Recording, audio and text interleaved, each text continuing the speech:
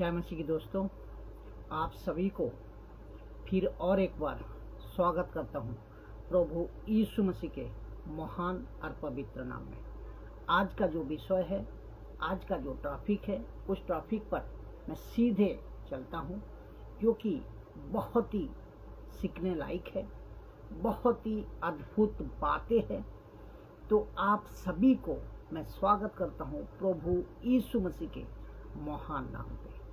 आज का इस टॉपिक है, तो आज का जो विषय है ज्योतिषियों का भेद का रहस्य, यानी कि यीशु मसीह जब पैदा हुए थे, यीशु मसीह जब पैदा हुए थे तो ज्योतिषियों ने आकाश में तारे देखकर जो भेंट लाए थे, उनकी वर्शिप करने के लिए जो तोहफा लाए थे, वो तोहफा क्या क्या है और उसकी रहस्य क्या है, आत्मिक बातें परमेश्वर आज गहरी तरीके से आप तक पहुंचा रही है। तो इस विषय पर, इस ज्योतिषियों का भेंट का रहस्य के विषय में आज बात करूंगा।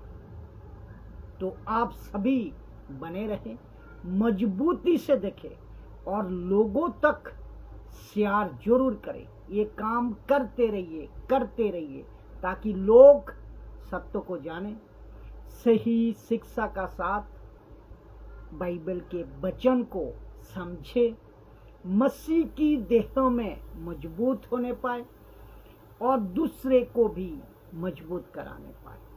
मकसद सिर्फ एक ही है, परमेश्वर के राज्य बढ़े, परमेश्वर के लोग बढ़े और आप परमेश्वर के राज्य में मजबूती का साथ वचनों का खुराक लेकर मजबूती का साथ बने रहने पर, यही मकसद है।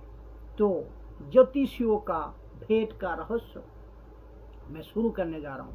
तो आज बात करते हैं कि ज्योतिषियों का भेंट का रहस्य बहुत ही अद्भुत, बहुत ही डीप, परमेश्वर का वचन का खुलासा। आप बात करते हैं ठेला खोलकर उन्होंने क्या निकाला, मैं उसके ऊपर आऊंगा। तो सबसे पहले जो ठेला खोलकर ज्योतिषी ने निकाला वो है सोना, यानी कि गोल्ड। बहुत बहुत सीखने की विषय है, वो ध्यान से सुनिएगा, बहुत कनेक्शन है। तो लिखा है सोना, गोल्ड। ये जो गोल्ड शब्द है ना, ये गोल्ड शब्द का जिक्र पूरे बाइबल में 385 बार, 385 टाइम्स, 385 बार हुआ है। आपको पता है गोल्ड पीतल, चांदी, ब्रास, लोहा, ऐसे करके जितने भी मेटल होते हैं, धातु होते हैं ना, उन सब से कीमती कौन है? सोना, गोल्ड। तो सोना किसको दर्शाता है? सब कुछ बाइबल को पढ़ने का वक्त में अपोकलिप्टिक चिन्हों के रूप में, दृष्टांतों के रूप में आत्मिक बातें छुपी रहती है। इसको आपको समझना है। तो गोल्ड किसको दर्शाता है? गोल्ड जो है ना, वो राजा को बताता है। तो कहाँ? एसाया की किताब 60 अध्याय 5 नंबर वचन को अगर आप देखोगे, आइजाया 60:5, तो अन्य जातियों की धन संपत्ति तुमको मिलेगी। कॉन्टेक्स्ट वही है, यीशु की बात हो रही। तो एसाया तो कहता है कि मरियम, यूसुफ, उसके फैमिली आना जाना, ये तो गरीब थे, छोटे सा गांव था नासरत, पैसे की जरूरत पड़ी होगी।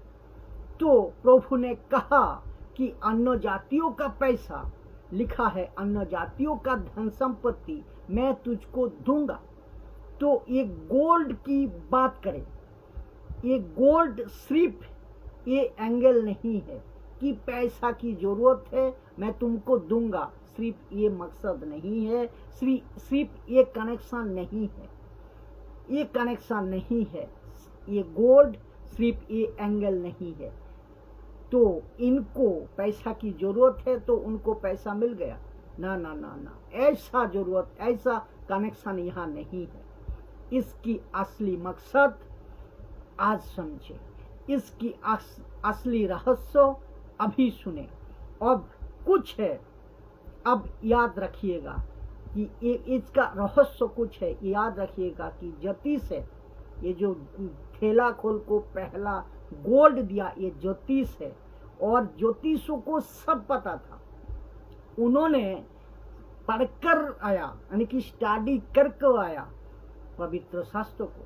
तो इनको पता था कि, और उनमें से एक, तो इनको सब पता था, तो उनमें से एक ज्योतिष आता है और उनको देता है क्या?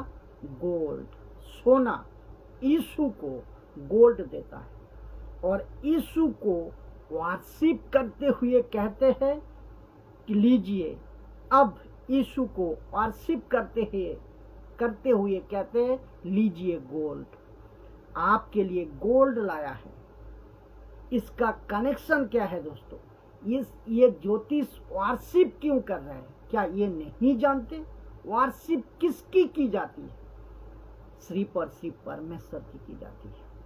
तो ये इसका कनेक्शन सुनिए। तो ये जानते थे जिस मसीहा की हम आराधना करते हैं, जिस मसीहा की हम आराधना करते हैं ना, आप और मैं, हम सब जो जिस मसीहा की प्रचार करते हैं ना, अभी जो मैं कर रहा हूं, करते आ रहा हूं, करते जाऊंगा, वो राजा है, वो राजा है। जिस यीशु की अभी मैं प्रचार कर रहा हूं ना, जिस यीशु का प्रचार आप कर रहे हैं ना, आप जो सुन रहे हैं ना, जिसके आज के दिन, जिसके आज के दिन पूरी दुनिया में आराधना हो रही है, आराधना हो रहा है, प्रार्थना हो रहा है, वर्शिप हो रही है कि वो राजा है। वो कौन है? वो राजा है। किसने कहा? ज्योतिषों ने कहा ये राजा है। भेंट लाया क्या? सोना। सोना किसको दर्शाता है? राजा को दर्शाता है।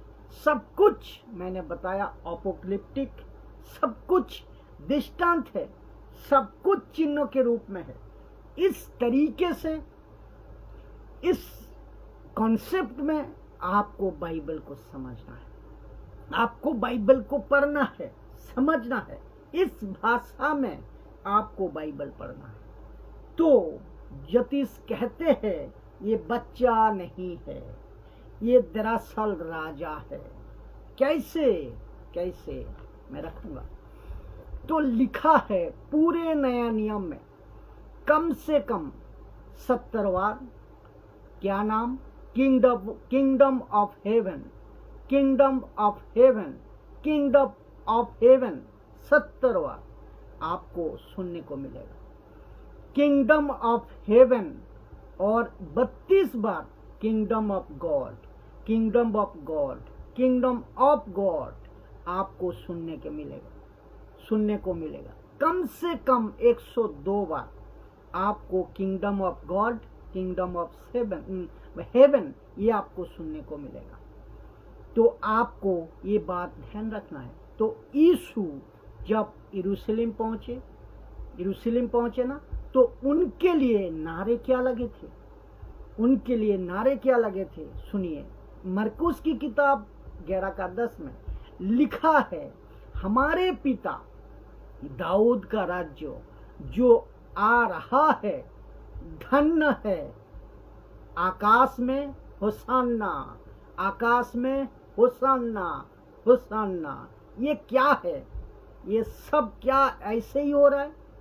नहीं दोस्तों, ये सब कुछ अपॉइंटेड है, सब कुछ प्लान है, सब कुछ डिजाइन किया हुआ है। By god himself, by god himself. तो यीशु का इस तरीके से गधी के बच्चे पे बैठकर जाना इत्तेफाक था, यूं था या मजाक था? घोड़े नहीं थे उस वक्त में, ऊंट नहीं था, हाथी नहीं थे, गधी के बच्चे पे क्यों? इसका भी ओल्ड स्टेटमेंट से कनेक्शन है, मैं रखूंगा।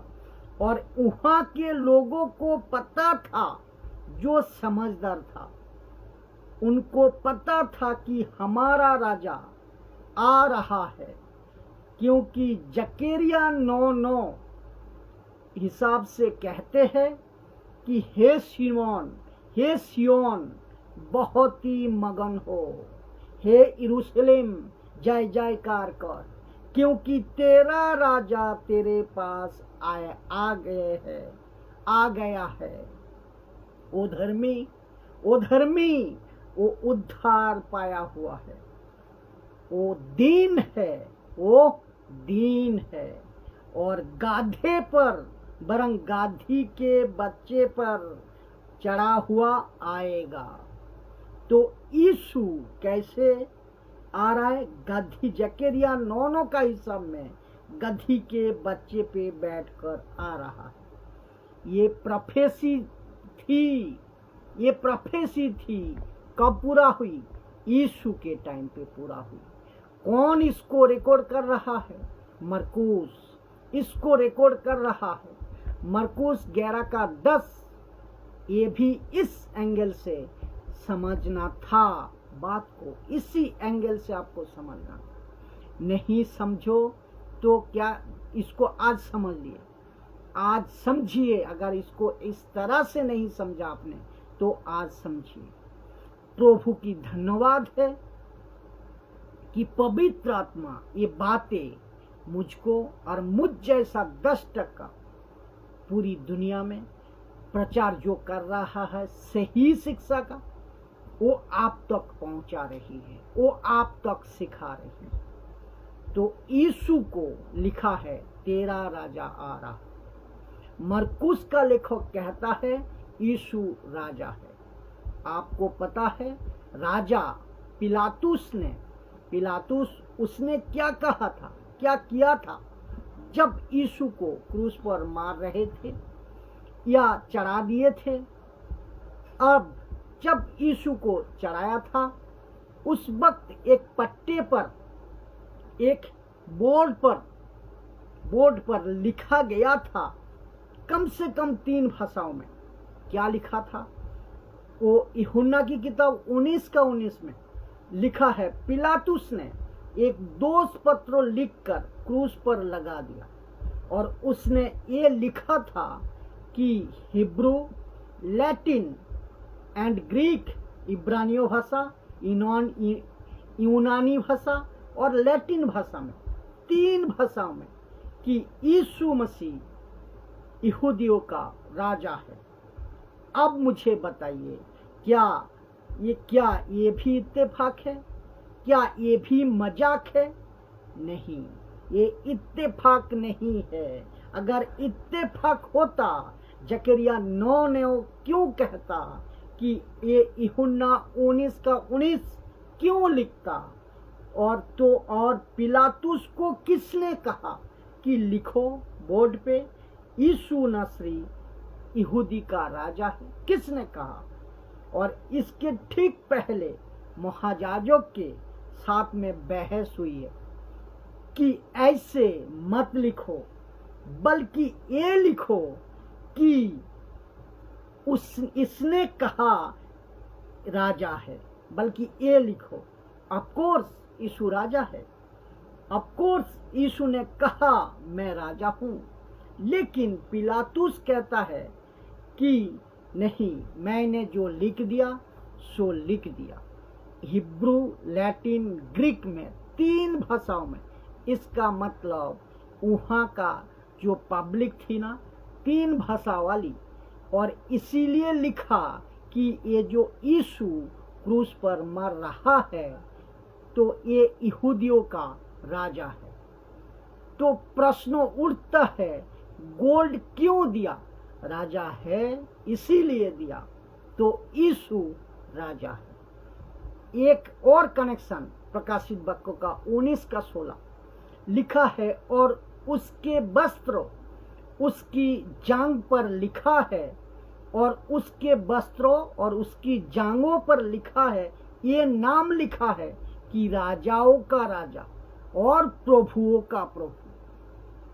कौन सा वचन? प्रकाशित वाक्य 19 का 16, राजाओं का राजा, प्रभुओं का प्रभु। तो यीशु को सोना गया था, सोना दिया था, सोना दिया गया था। तो आप मुझे बताइए, जो उल्टे सीधे वीडियो बनाते हैं, अलग टाइप के जो लोग हैं, यीशु को हम कैसे राजा बोल दे कहते हैं? यीशु को हम कैसे गॉड बोल दे कहते हैं? यीशु को हम कैसे कह दे कि वही यही मसीहा है? कैसे कह दे? ये कहते हैं ना। तो जितने भी घटनाएं तब घटी थी, क्या वो बकवास है? क्या वो फेक है? क्या वो यू है? नहीं है दोस्तों, नहीं है। एक एक लाइन पे, एक वर्ड पे सत्य है, एक शब्द पे सत्य है, सच्चाई है। और इस तरीके से आज मुझे और आप जितने भी मसीह लोग सुनते हो, मुझसे जुड़े हो, तो आप सभी को कहता हूं, इस तरीके से आपको समझना भी है और दूसरे को समझाना भी है। और मुझे बहुत खुशी है कि इस युग में आपको ये बात परमेश्वर बता रहा है, मुझ जैसा 10% का द्वारा। तो इसीलिए प्रचार को खूब शेयर करें, जहां तक हो सके लोगों तक पहुंचाएं। तो पहले सोना, ठीक है, तोहफा। दूसरा, अभी ये सोना का कनेक्शन आपको मिल गया। अभी दूसरा वो है, थैला खोल को निकाला, क्या? लोबान। लोबान, जिसको इंग्लिश में कहता है फ्रैंकिंसंस, लोबान लिखा है, लोबान। और लिखा है यहाँ जो दे रहा था वाइस मैन, एक ने खोला दिया वाइस मैन, एक वाइस मैन ने खोला थैला और दिया क्या? लोबान। लोबान, वाइस मैन ज्योतिष लिखना चाहिए था। तो यहाँ क्यों लिखा है वाइस मैन? क्योंकि ये समझदार थे, वाइस मैन बुद्धिमान थे। उसमें से एक ने यीशु को लोबान दिया। प्रश्न उठता है, लोबान क्यों? ये बच्चा लोबान को क्या करेगा? तो जिस ज्योतिषियों ने जिसको इंग्लिश में वाइस मैन लिखा है, तो बुद्धिमान ज्योतिष, तो उनमें से एक जिसने लोबान दिया, क्योंकि ये खुद भी अपने अपने देश में जाजक थे जो लोबान का काम करते थे, और पवित्र आत्मा ने सही वक्त पे सही अगुवाई की। ये बच्चा वाकई में लोबान का योग्य है, क्योंकि लोबान इसराइलों के एक जाजक की पद की सेविकाई को दर्शाता है। लोबान एक जाजक की पद की सेविकाई को दर्शाता है। ये लोबान तो यीशु के बारे में बहुत कुछ लिखा है। मैं एक कर को आ रहा हूं। इसराइलियों के लिए ये एक जाजक पद की सेविकाई को दर्शाता है। और क्योंकि खुद भी अपने अपने सोसाइटी में ये लोग, मैं अपने अपने सोसाइटी में, समाज में ये प्रीस्ट थे, क्या थे? जाजक थे। तो इसको पता चला कि ये जो बच्चा है ना, ये राजा के साथ साथ एक ऐसी सेविकाई करेगा जिसको कहते हैं जाजक की सेविकाई। अभी आपको बता देता हूं लोबान जाजक क्यों यूज करते थे। आपको बता दूं, लेवी व्यवस्था 2:1 में लिखा है, जब कोई यहोवा के लिए अन्नबलि का चढ़ावा चढ़ाता चाहे, अन्नबलि का चढ़ावा चढ़ाते चाहे, तो वो मैदा चढ़ाए। क्या चढ़ाए? मैदा। और उस पर तेल डालकर उसके ऊपर लोबान रखे। कि लोबान रखे कि क्यों लोबान रखे? क्योंकि पता है जब वो लोबान गर्म होता है ना, उसकी खुशबू ऊपर जाती है और परमेश्वर उस खुशबू को लेता है। ताकि याजक ने अच्छा काम किया, याजक ने सही काम किया, खुश हो गया। ऐसे याजक का पद या ऐसे याजक का काम किसी को ना देते हुए ये ज्योतिष कहते हैं ये बच्चा ये याजक बनेगा। जब इन लोगों ने लोबान दिया था तो ये कहना चाह रहे थे कि ये बच्चा यहूदियों के लिए याजक बनेगा। किसके लिए? यहूदियों के लिए याजक बनेगा। इसको पहले क्या दिया? सोना। दूसरा क्या दिया? लोबान। देते वक्त में इनको कहा आप याजक हैं। सोच को देखिए, माँ मरियम बगल में बैठी है, क्या सोच रही है, क्या चल रहा है। ये एक आता है सोना देता है, एक आता है लोबान देता है। और यूनिक पैदा हुआ यीशु पवित्र आत्मा से घर में मेरे घर में आया, पवित्र आत्मा से मेरे घर में आया।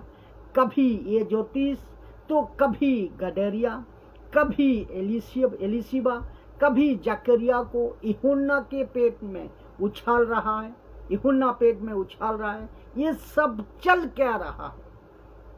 सुनिए इसको। यीशु के बारे में जब यीशु पैदा हुआ, चारों तरफ हल्ला था, चारों तरफ खुशी का माहौल था, चारों तरफ कियोस था, चारों तरफ खबर फैल गया था। एक ऐसा बच्चा पैदा हुआ है जबकि किसी कोने में छुपकर पैदा नहीं हुआ। कौन? यीशु। तो इतना खूबसूरत तरीके से डिजाइन करको और यीशु को पैदा किया, जो एक अद्भुत सच्चाई और हकीकत है। लेकिन कुछ ग्रुप यीशु को गॉड, ईश्वर, मसीहा मानने को तैयार नहीं। और मूर्खता की बात तो ये भी है कि उस वक्त के यानी कि पहले सदी के शास्त्री फरीसियों, महायाजक नहीं पहचान पाया। अब आप सोच को देखिए, अब आप खुद सोचे, आप समझ जाओ कि शैतान का डिसीव करने का लेवल, शैतान का फंसाने का काम किस तरीके से है। सोच को देखिए, शैतान का काम करने का तरीका किस तरीके से है। इसको सुनिए। इब्रानियों का किताब लिखा है in the book of Hebrew, in the book of Hebrew लिखा है 11 times Jesus called as our great high priest। यीशु को 11 बार लिखा है 11 टाइम बड़ा महायाजक यानी कि ग्रेट हाई प्रीस्ट बोला है। सिर्फ हिब्रू के किताब में कहाँ लिखा है? इब्रानियों का किताब 4 अध्याय 14 नंबर, हिब्रू 4:14। सो जब हमारा ऐसा बड़ा महायाजक, इंग्लिश में लिखा है ग्रेट हाई प्रीस्ट, बड़ा महायाजक, एक शब्द इसको किसी को नहीं मिला। ये शब्द बड़ा महायाजक किसी को नहीं मिला, ना हारून को मिला, ना उसके बाद के बच्चों को मिला, ना यीशु के टाइम में जितने हाई प्रीस्ट थे उनको भी नहीं मिला। ये नाम सिर्फ और सिर्फ यीशु को मिला, बड़ा महायाजक, द ग्रेट हाई प्रीस्ट, जो स्वर्ग से होकर गए, अर्थात परमेश्वर का पुत्र यीशु यीशु, तो आओ हम अपने अंगीकार को दृढ़ता से ठाने रहे। तो यीशु कौन है? बड़ा महायाजक, द ग्रेट हाई प्रीस्ट। कहां पर से होकर गया? स्वर्ग में से होकर गया। ये प्रुएल शब्द है, स्वर्ग में से, अर्थात स्वर्ग में से होकर गया। कौन गया? यीशु, जो टैबरनेकल और सिंदूक का दृश्य है ना, जिसको तंबू कहते हैं, और उसके साथ यीशु की कनेक्शन है। तो टैबरनेकल यानी कि तंबू, और टैबरनेकल के अंदर बहुत कुछ है, जैसा धूप की वेदी, 7 कैंडल्स, आर्क, खाने के मेज, आर्क। लेकिन उसके अंदर एक चीज नहीं है। मतलब मंदिर के अंदर, टैबरनेकल के अंदर एक चीज नहीं थी। वो क्या है दोस्तों? क्या है वो है सिंहासन, चेयर, कुर्सी।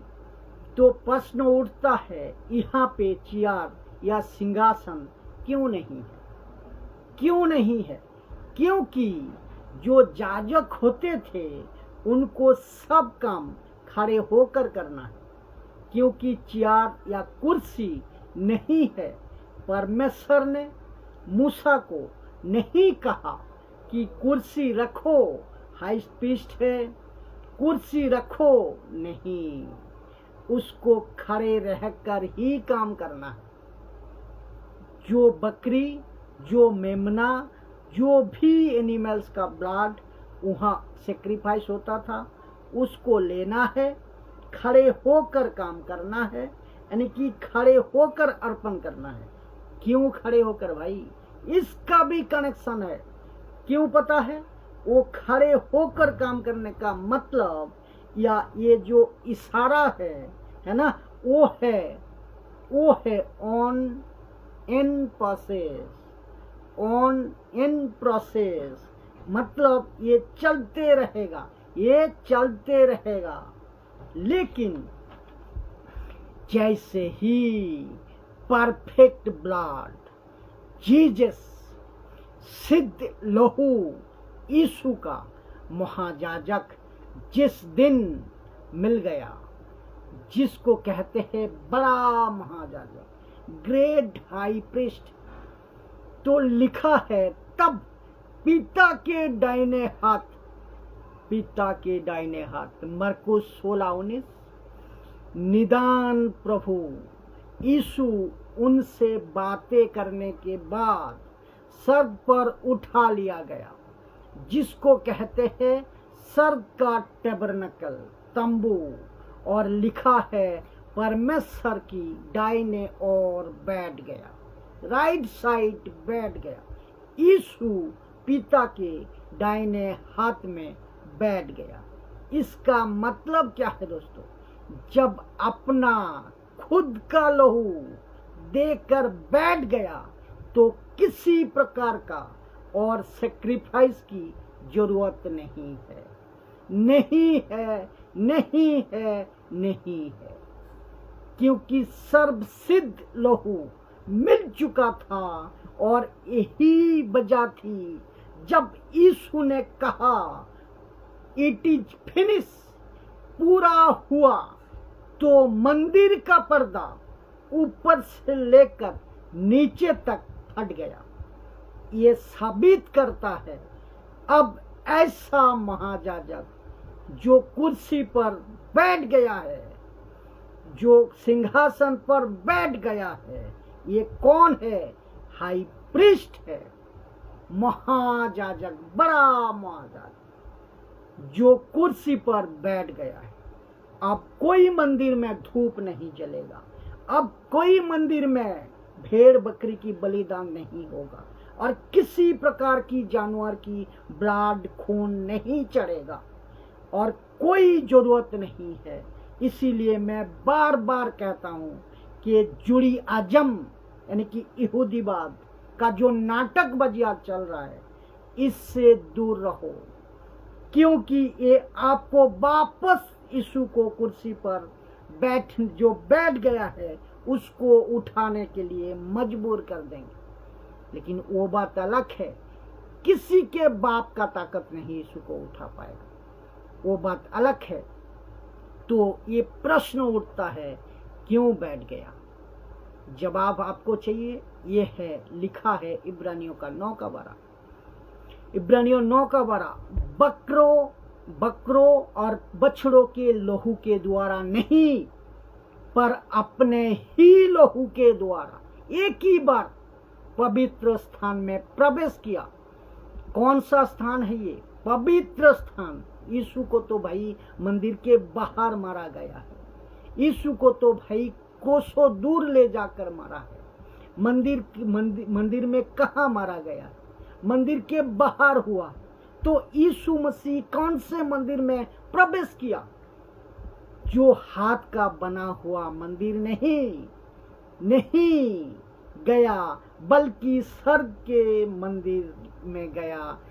उसमें उस स्वर्ग के मंदिर में गया, लिखा है मंदिर से प्रवेश किया और अनंत छुटकारा प्राप्त किया। स्वर्ग का मंदिर पिता के दाहिने हाथ में। तो ये जो अनंत छुटकारा है ना, इसके बाद कोई छुटकारा नहीं दिया, कोई छुटकारा नहीं दिया और ना ही देना है।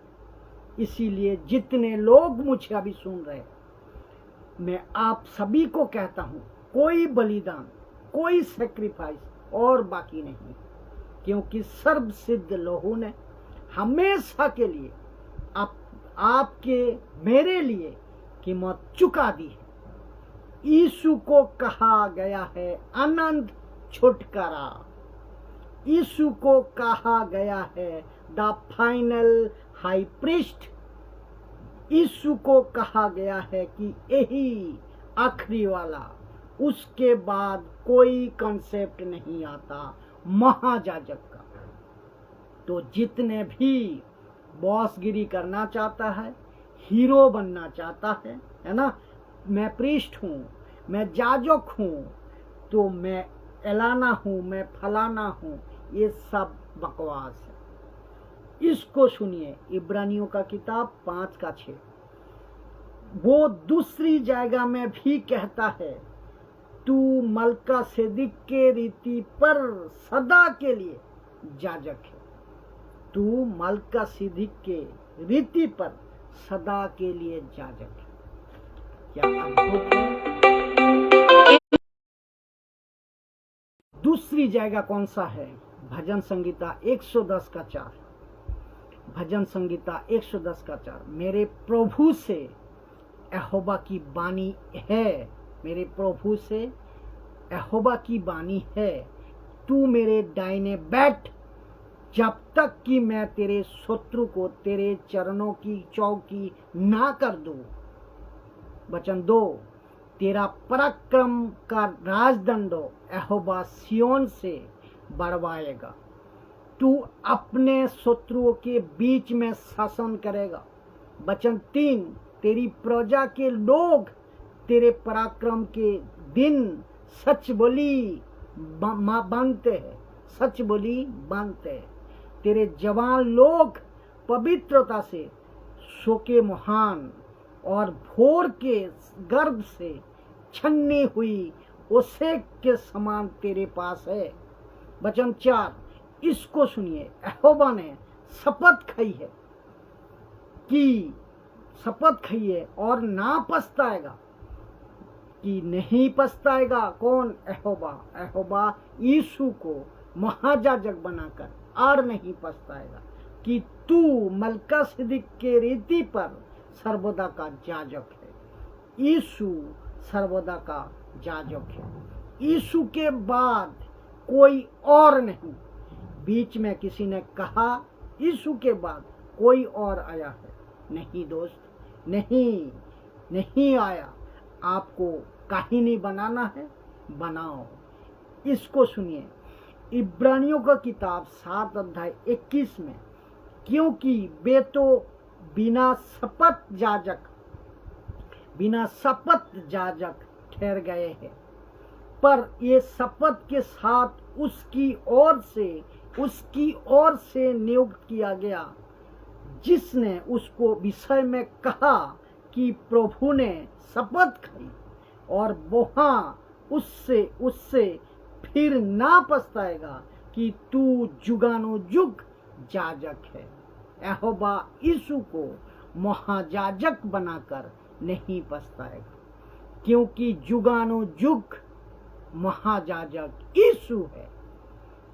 अभी सुनिए तीसरा तोहफा, ये रहा दूसरा। पहला गया सोना, इसको मैं बता चुका हूं। दूसरा मैं बताया लोबान। अभी तीसरा पार्ट वो है क्या? गंधरास, गंधरास, मेरोस, गंधरास, मार्क्स, गंधरास। जब गोल्ड दिया था ठीक था, जब लोबान दिया था ठीक था, जब ये गिफ्ट दिया तो इनको परेशान करेगा। कौन सा गिफ्ट? गंधरस। एक ऐसा धातु, एक ऐसी वस्तु जो संकेत करती है, इंडिकेट करती है किसी पार्थिव शरीर को। उसके बॉडी पे अगर गंधरस लगाते हैं तो कई दिन तक शरीर जो है ना, पार्थिव शरीर फ्रेश रहती है। यीशु को उस वक्त जब मारा गया था और जब मर गए थे तो गंधरस का इस्तेमाल हुआ था। कैसे? मैं वचन देता हूं, लीजिए। यूहन्ना की किताब 19 का 39 से 40, यूहन्ना 19:39-40। निकोदेमुस भी जो पहले यीशु के पास रात को गया था, लिखा है 50 सेर के लगभग मिला हुआ गंधरस और अलावा ले आया। तब उसने यीशु की लोथ को लिया और यहूदियों के गाड़ने की रीति के अनुसार उसे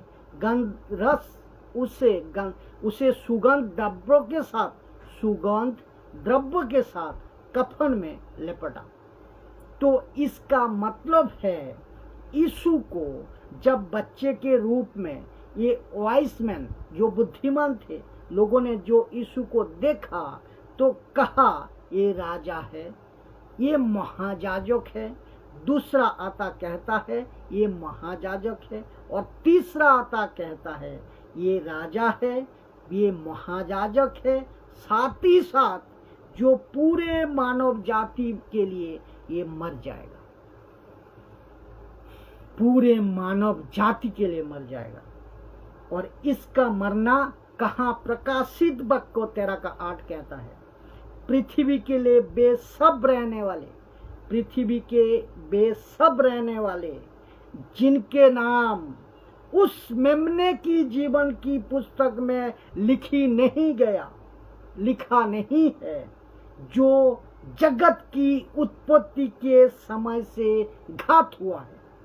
जगत की उत्पत्ति के समय से यीशु घात हो गया पूरे मानव जाति के लिए। क्या अद्भुत है दोस्तों, क्या अद्भुत है। प्रकाशित वाक्य 13 का 8 मैं दोबारा पढ़ा रहा हूं। तो यीशु कब क्रूस पर मरा? 2025 साल पहले नहीं दोस्तों, 2025 साल पहले नहीं। तो ये जो ग्रुप है ना, जो उल्टे सीधे वीडियो बनाते हैं, तो उनके लिए वचन अपने मुंह पे तमाचा है। तो मूर्खता के ज्ञान बांटते हैं ना, तो कि तुम ये कहते हो कि यीशु 2025 साल पहले मरा, लेकिन यीशु मसीह तो उत्पत्ति भी नहीं हुई थी, दुनिया का फाउंडेशन भी नहीं बना था, हम पैदा भी नहीं हुए थे, ये सूरज चांद तारे पेड़ पौधे कुछ भी नहीं बनी थी, कुछ भी नहीं थी। यीशु तब मर गया था। क्या अद्भुत है, क्या गजब है दोस्तों। प्रकाशित वाक्य 13 का 8 ध्यान रखिए, जगत की उत्पत्ति के समय से घात हुआ था। तो अभी ये जो 3 गिफ्ट है इसको मैं समझाऊं, बताता हूं। पहला है सोना। सोना किसको दर्शाता है? राजा को। दूसरा गया लोबान किसको? महाजाजक के पद को दर्शाता है। तीसरा गंधरस, एक गंधरस का मतलब मृत्यु को दर्शाता है। क्या ये इत्तेफाक है? क्या ये मजाक है? क्या ये यूं है? क्या हम सब जो प्रचार कर रहा हूं मजाक है? क्या यूं हो रहा है ये सब? उसके आने से पहले, यीशु की आने से पहले प्रोफेसी हुई है 600 साल पहले। ये सच्चाई है, ये सत्य है। आपकी बाइबल सच्चा है, आपका यीशु सच्चा है, जिसकी मैं प्रचार कर रहा हूं, जिसके पीछे आप चल रहा है, मैं चल रहा हूं, सच्चा है। वो राजा है, वो महायाजक है, वो मानव जाति के लिए प्रकाशित वक्त 13:8 उत्पत्ति के समय से घात हुआ है। क्या अद्भुत, क्या गजब की कनेक्शन है जो कि परमेश्वर दे रहा है। तो सभी को मैं कहना चाहता हूं, इस तरह वीडियो को ज्यादा से ज्यादा शेयर करें ताकि लोग सत्य को जाने, लूसीफर के चाल से निकले और उसको अंधा सुपरस्टिशियस जो अंधविश्वास के साथ लोग जी रहा है उससे बाहर निकाल पाए। सभी को शेयर करें। जय मसीह दोस्तों।